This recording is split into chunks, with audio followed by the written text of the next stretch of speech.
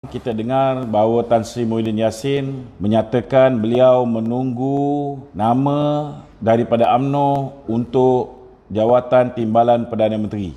Tapi semalam beliau berkata beliau minta UMNO menamakan siapa saja kecuali Zahid Hamidi. Hello guys, bersama lagi kita dalam Oranopa Channel dalam segmen Suara Orang Kampung.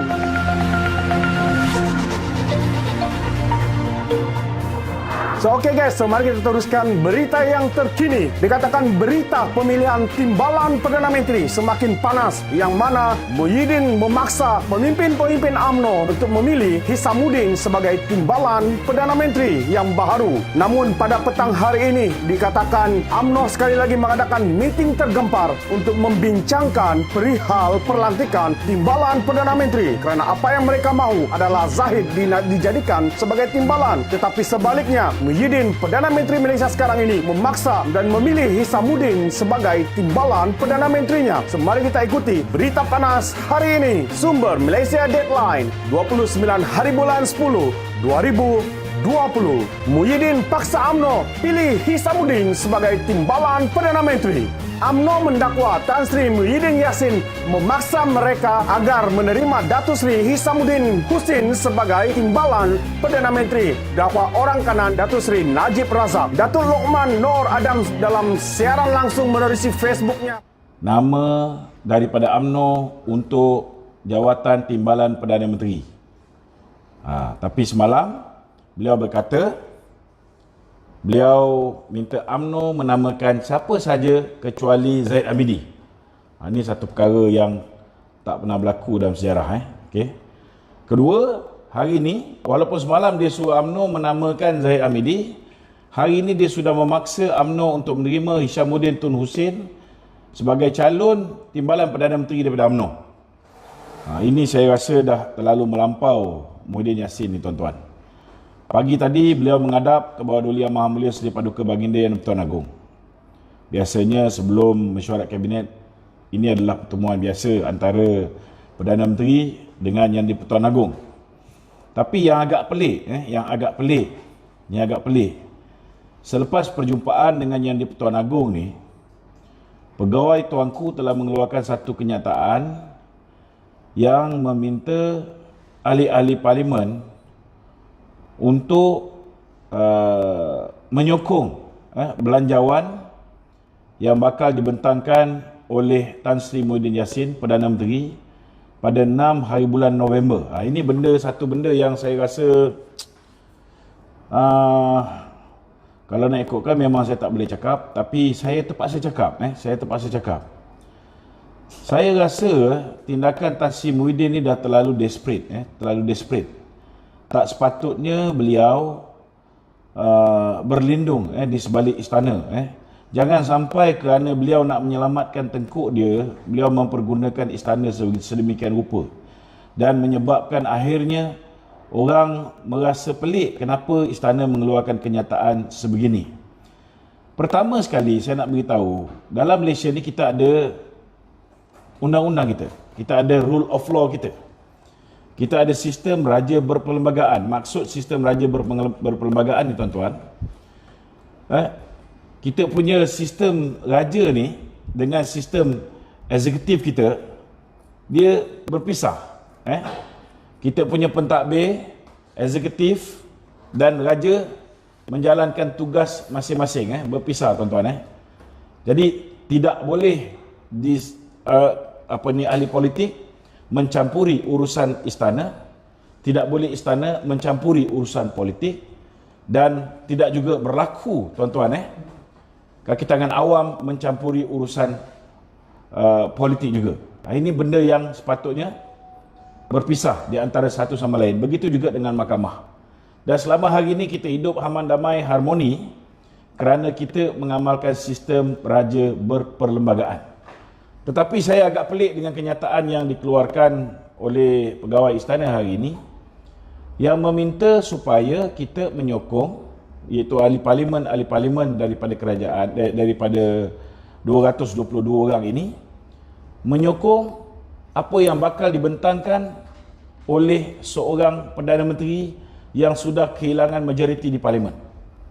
Saya nak beritahu ini adalah tugas dan tanggungjawab bidang kuasa orang politik, orang politik.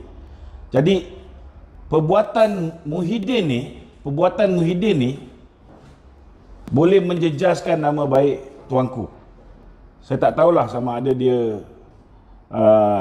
berbincang dengan tuanku ke ataupun dia berbincang dengan pegawai tuanku ke, tetapi bagi saya kenyataan yang keluar hari ini oleh pihak istana perlu berhati-hati kerana ianya boleh mengundang perkara yang tidak diingini. Saya minta supaya Muhyiddin ni berhentilah daripada menggunakan istana dan akhirnya merosakkan nama baik sistem beraja di dalam negara kita. Kita tak nak sistem beraja kita ni namanya dicalar akibat seorang Perdana Menteri yang gagal untuk mempertahankan kuasa dia. Hari ini saya nak beritahu bahawa untuk Muhyiddin membentangkan belanjawan, beliau sepatutnya membenarkan terlebih dahulu supaya undi tidak percaya, usul undi tidak percaya yang dibawa oleh Yang Berhormat Mulia Tengku Razali Hamzah dibentangkan terlebih dahulu. Sekiranya benda ini berlaku, maknanya beliau berlakunya pembentangan usul undi tidak percaya kepada Perdana Menteri dan beliau berjaya untuk kekal berkuasa sebagai Perdana Menteri, barulah beliau boleh membentangkan belanjawan. Kerana hanya legitimate Prime Minister yang entitled untuk membentangkan belanjawan. Barulah ahli parlimen yang sedia ada boleh mendengar ataupun bersetuju dengan apa yang ditulis oleh pegawai istana selepas pertemuan Muhyiddin dengan Seri Paduka Baginda Yang di-Pertuan Agong. Ini patut minta maaf. Saya rasa ada sesuatu yang tak kena. Tak sepatutnya apa yang dikeluarkan itu keluar kerana saya yakin ianya bukan datang daripada tuanku itu sendiri. Ini satu benda yang saya rasa sangat-sangat mendukacitakan. Sepatutnya hari ini Muhyiddin ni dia jadi anak jantan. Kenapa jadi anak jantan? Dia sepatutnya hari ini dia kena hadap benda ni sebagai seorang anak jantan, sebagai seorang pendekar. Kau Perdana Menteri, patutnya hadap, patutnya benarkan Yang Berhormat Mulia Tengku Razali punya usul dan dah dekat 30 orang mengemukakan permohonan untuk membuat usul tidak percaya kepada Perdana Menteri. Maka hadap itu dulu. Bila dah hadap itu dulu, kamu sudah pun disahkan sebagai Perdana Menteri, kekal sebagai Perdana Menteri, barulah kamu bentang belanjawan, ahli-ahli parlimen boleh menerima dan menyokong apa yang kamu bentangkan. Ia dimaklumkan Muhyiddin kepada UMNO petang semalam. Pagi semalam Muhyiddin kata beliau sudah terima siapa sahaja sebagai timbalan Perdana Menteri dari UMNO kecuali Zahid Hamidi. Dan hari ini dia paksa UMNO terima Hisamuddin Husin pula jadi timbalan Perdana Menteri, dakwa Lokman bekas ahli majlis tertinggi UMNO. Dalam siarannya itu, Hisamuddin disifatkan oleh pemimpin dan ahli UMNO sebagai individu yang menikam mereka dari belakang selepas mengetahui komplot membawa para ahli parlimen dari UMNO melarikan, meninggalkan mereka dan menyertai bersatu ketika beliau masih lagi kekal dalam parti itu. Hisamuddin juga merupakan besan kepada Datuk Seri Muhammad Azmin Ali, Ketua Penerangan Bersatu yang juga bekas timbalan Presiden PKR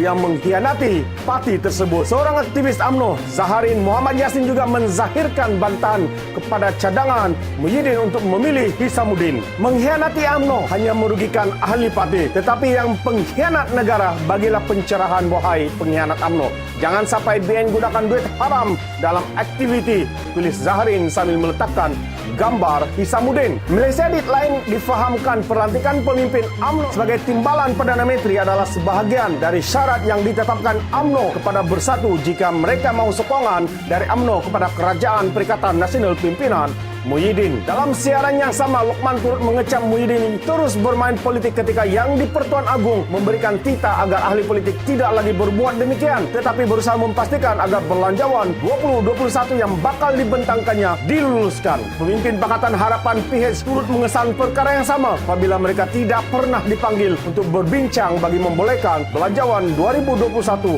apabila dibentangkan nanti. Pengurusi PH Datuk Anwar Ibrahim sedia berbincang. Perkara yang sama turut dinyatakan oleh pemimpin amanah. So, okay guys, sila berikan komen anda. Adakah Hishamuddin adalah orang yang tepat dilantik sebagai timbalan Perdana Menteri Malaysia? Jika anda bersetuju, berikan komen anda, dan sebaliknya berikan komen anda juga. Dan terima kasih kerana mendengar Orang Apa Channel. Dan sebelum saya mundurkan diri, seperti biasa, apapun tangkap 2 ton keinginan.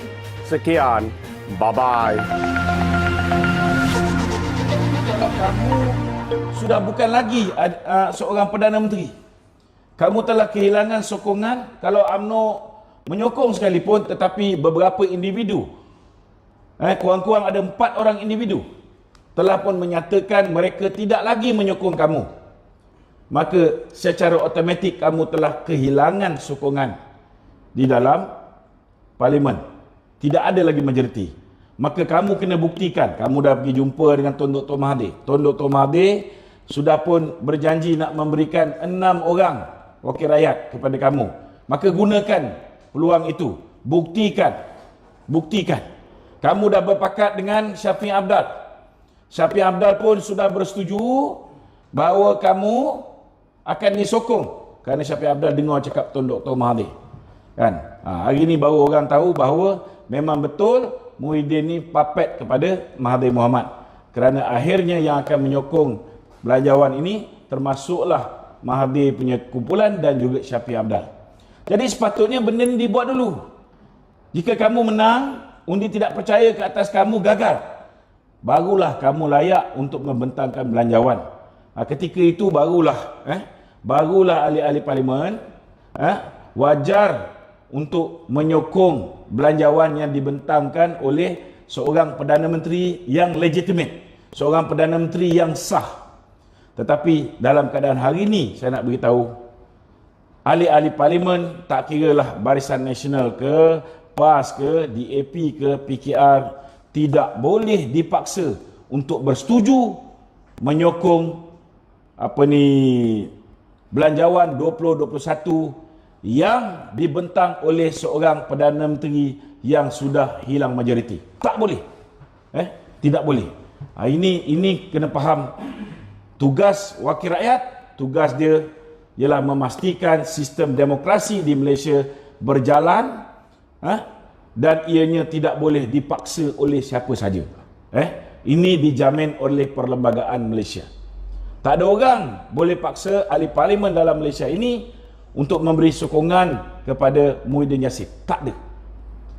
Keduanya, hari semalam abah engkau ni duk kata bahawa dia boleh bagi kerusi timbalan Perdana Menteri UMNO dengan syarat bukan daripada Presiden UMNO.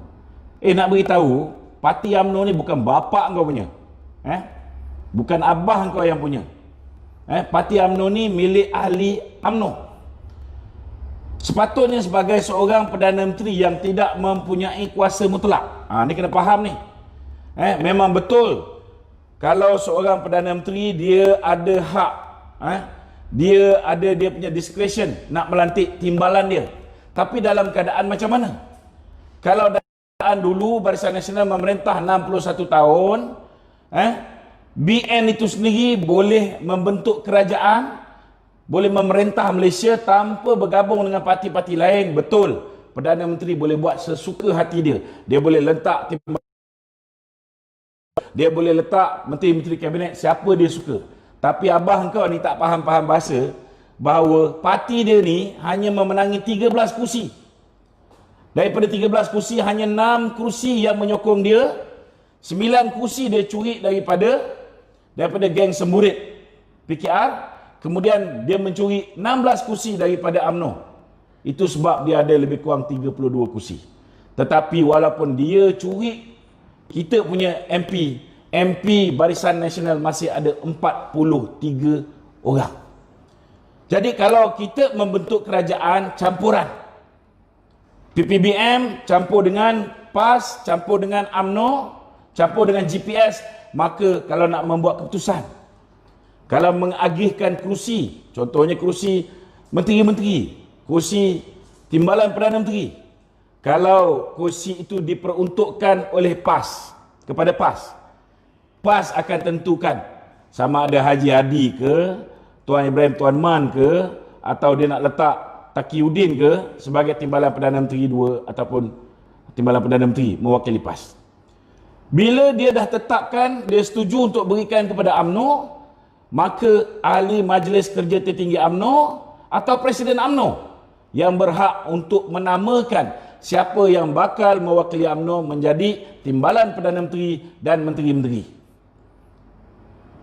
Mana boleh UMNO hantar nama sekian, Sipulan bin Sipulan, A, B, C, D, sebagai calon menteri daripada UMNO. Tiba-tiba abah engkau ni, dah lah dia parti kecil, kita yang parti besar ni sanggup korban bagi parti kecil jadi Perdana Menteri.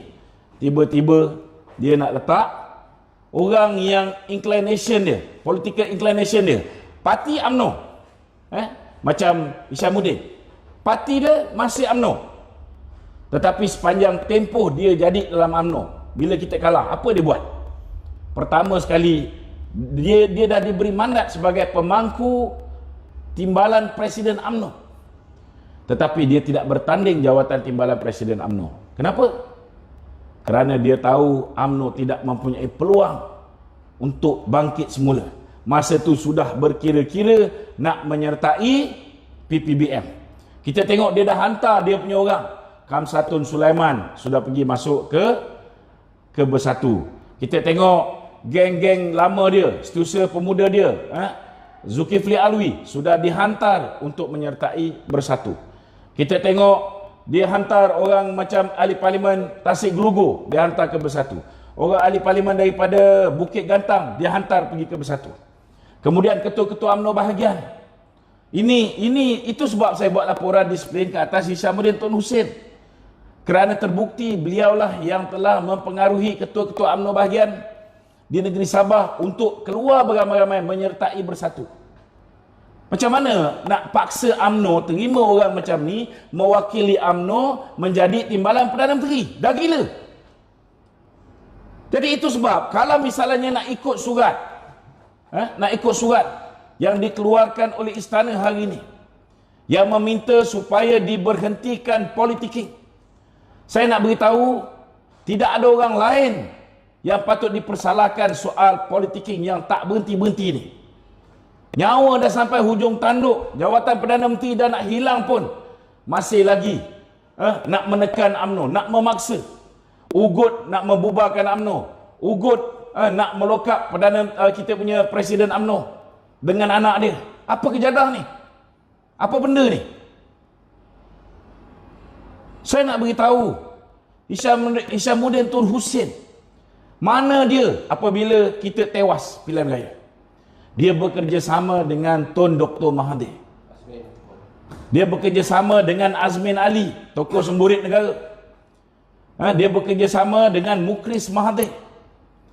Orang macam ni ke kita nak angkat menjadi timbalan Perdana Menteri mewakili UMNO? Itu sebabnya saya nak beritahu. Baginda Tuanku sepatutnya menghentikan politik yang dilakukan oleh Perdana Menteri yang keterlaluan. Tak cukup-cukup ke? Berapa kali dah Tuanku keluarkan kenyataan meminta, walaupun pegawai dia yang keluar kenyataan, meminta menghentikan politik. Hari ini kita tengok jentera-jentera yang diarahkan oleh Azmin Ali mengatakan konon-kononnya tolong sebarkan bahawa kita kena tolak Zahid daripada menjadi timbalan Perdana Menteri kerana Zahid ada kes di mahkamah. Saya nak tanya, yang dakwa Zahid di mahkamah ni siapa? Yang dakwa Zahid di mahkamah ialah Kerajaan Pakatan Harapan. Siapa Kerajaan Pakatan Harapan? Kerajaan Pakatan Harapan ketika itu termasuklah manusia bernama Muhyiddin Yassin, termasuklah manusia bernama Azmin Ali. Tetapi yang kena siapa? Yang kena semua orang UMNO, pemimpin UMNO. Datuk Seri Najib, Datuk Zahid Hamidi, Tengku Adnan Mansur, Ahmad Maslan, kita tengok Syaril Samad, kan? Saya buat report polis ke atas Hamadi, saya pun kena. Saya lapor video lucah terhadap Azmin Ali, video dia, saya duduk lokap satu malam. Tetapi bila kes yang melibatkan pemimpin-pemimpin Pakatan Harapan, saya ambil contoh, bila dia tukar saja peguam negara, digantikan dengan peguam Ketua Komunis Melaya, iaitu Tommy Thomas. Apa berlaku? Apa berlaku, tuan-tuan? Dia buang kes yang melibatkan akta MCMC dan juga akta hasutan terhadap Sibara Sarasya, PKR. Dia buang kes yang melibatkan Eric Paulson. Dia buang kes yang melibatkan Tamrin Ghaffar. Dia buang kes yang melibatkan Hasan Karim. Dia buang kes yang melibatkan LTTE. Dia buang kes yang melibatkan Pang Likun yang memberikan rasuah dalam bentuk sebuah banglo yang nilai dia 4.25 juta. Dia jual dengan harga 2.8 juta saja, kerana Pang Likun berjaya menukar tanah milik Magnificent Emblem daripada tanah pertanian tukar kepada perindustrian. Yang terima rasuah siapa? Yang terima rasuah Lim Guan Eng. Lim Guan Eng sudah didakwa di mahkamah. 60 saksi telah disenaraikan oleh pihak pendakwaan. Daripada 60 saksi, 25 orang sudah memberi keterangan. Walaupun dia dah tukar ketua hakim negara, dia dah gantikan Richard Malanjun menjadi ketua hakim negara, tuan-tuan. Saudara, walaupun Richard Malanjun ketua hakim negara orang dia, walaupun peguam negara orang dia, dia tak habiskan pun mahkamah. Sebab apa dia tak habiskan? Sebab nak lantik ni Lim Guan Eng sebagai Menteri Kewangan. Apa Muhyiddin buat masa tu? Muhyiddin tak buat apa. Masa tu Muhyiddin ialah Menteri Dalam Negeri. Muhyiddin tahu tentang kes terowong. Apa dia buat? Dia diamkan. Dia tak buat apa. Tuan-tuan tahu, bila mana kes ini dirayu, bila mana Mohsin Latif merayu di Mahkamah Pulau Pinang, meminta supaya keputusan yang dibuat oleh Hakim Datuk Hadariah, Jabatan Peguam Negara minta supaya dia dibebaskan, dilepaskan. Tetapi Hakim Datuk Hadariah memutuskan bahawa kes Lim Guan Eng dilepaskan dan dibebaskan. Apa maksud dia? Dilepaskan dan dibebaskan maknanya selepas ini, walaupun ada bukti pun, tuan-tuan, Lim Guan Eng tidak boleh didakwa di bawah kes banglo ni lagi, tuan-tuan. Tak boleh. Bila Mohsin Latif memohon supaya dikaji semula, dibuat semakan semula ke atas keputusan yang dibuat oleh Hakim Datuk Hadariah. Tuan-tuan tahu apa yang berlaku? Di waktu pagi pembicaraan, sepatutnya hakim yang mendengar semakan semula itu ialah Hakim Datuk Abdul Karim. Tetapi pagi itu datang surat daripada pejabat Richard Malanjun meminta supaya ditukar, tuan-tuan. Ditukar, digantikan dengan Hakim Datuk Hadariah. Hakim Datuk Hadariah menyemak semula keputusan yang dibuat oleh Hakim Datuk Hadariah itu sendiri. Ini tuan-tuan, law of the jungle, bukan rule of law. Dan ini berlaku zaman Muhyiddin Yassin menjadi Menteri Dalam Negeri. Jangan lupa. Kenapa dia diam? Kenapa dia biarkan manusia bernama Lim Guan Eng dilantik menjadi Menteri Kewangan? Manusia yang korup, jaga khazanah negara. Dan punca daripada pengkhianatan Muhyiddin ini, yang menutup mulutnya ketika Mahathir melantik Lim Guan Eng. Apa jadi pada negara? Kita tengok habis aset-aset tabung haji dijualnya. Kita tengok habis satu persatu aset khazanah. Kita tengok dulu kita ada sistem perkhidmatan kesihatan nombor 2 terbesar di dunia. Akhirnya sudah menjadi milik Mitsui. Dijual saham, tuan-tuan. Kita tengok satu persatu. Begitu juga tanah-tanah yang dimiliki oleh Kementerian Kewangan melalui khazanah habis dijual. Bangunan TM habis dijual. Saudara, ini berlaku, tuan-tuan, kerana manusia bernama Muhyiddin Yassin tidak pernah berkata apa-apa ketika mana Lim Guan Eng hendak dilantik menjadi Menteri Kementerian Kewangan. Hari ni dia nak cerita pasal Menteri UMNO tak ada moral. Kepala bapak kau. Tak ada moral apa? Kau main bini orang ada moral? Ha? Kau main bini orang ada moral? Azmin Ali tu, kita bawa laporan video itu. Sudah kita bawa ke pakar forensik di Indonesia. Kita bawa ke pakar forensik di London. Tapi sampai ke hari ini, dia dilindungi oleh Menteri Dalam Negeri ketika zaman Mahathir. Dan dia dilindungi hari ini oleh Perdana Menteri. Malah Perdana Menteri lahanan ini, tuan-tuan, telah melantik manusia bernama Azmin Ali ini sebagai timbalan Perdana Menteri. Cuma nama tak tukar jadi timbalan Perdana Menteri. Dia letak Menteri Kanan satu. Tapi dia hari ini timbalan Perdana Menteri. Mampus je Muhyiddin ni, tuan-tuan. Dialah Perdana Menteri kita. Jadi apa nak cerita pasal moral? Hamzah Zainuddin, kenapa dia tidak didakwa? Kerana dia diselamatkan. Sebab dia pindah pergi ke Bersatu. Mustafa Muhammad, kenapa dia tak didakwa? Dia tak didakwa kerana dia diselamatkan, kerana dia bersetuju pindah pergi ke Bersatu. Mas Ermiyati, ramai lagi, tuan-tuan, yang duduk dalam PPBM ni semua, tuan-tuan, ialah nangka-nangka busuk yang penuh dengan kes rasuah. Yang bertahan di dalam UMNO ni, saudara, yang didakwa adalah merupakan mereka-mereka yang menentang Mahathir. Tapi jangan lupa, ada juga di dalam UMNO barwa-barwa kepada Mahathir yang masih lagi ada dalam UMNO, tetapi mereka tidak didakwa, tuan-tuan. Jadi kena faham, tidak didakwa di mahkamah bukan bermakna seseorang itu bersih. Dan didakwa di mahkamah belum tentu orang itu kotor. Jadi kalaulah UMNO nak terus bekerjasama dengan pengkhianat daripada PPBM ni,